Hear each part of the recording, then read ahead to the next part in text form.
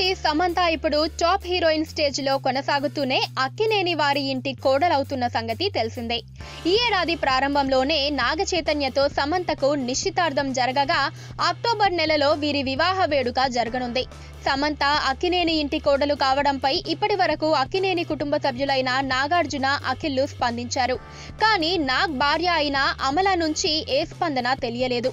ఇప్పుడు ఆమె కూడా సమంత తమ కోడలు కావడంపై రియాక్ట్ అయ్యారు.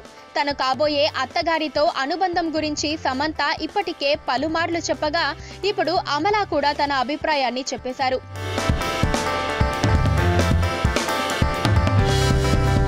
రీసెంట్ గా అన్నపూర్ణ ఫిల్మ్ స్కూల్లో జరిగిన ఈవెంట్ లో మీడియాతో మాట్లాడుతూ ఈ మాటలు చెప్పారు అమల. సమంత లాంటి అందమైన మంచి అమ్మాయి మా ఇంటి కోడలు కావడంపై అక్కినేని కుటుంబం అంతా ఎంతో ఆనందంగా ఉందని, ఆమె మా ఇంటి కోడలు కావడం అదృష్టంగా భావిస్తున్నాం. చైతు సమంత పెళ్లి గురించి ఎంతో ఆతృతగా ఎదురు చూస్తున్నామని అమల చెప్పడం విశేషం.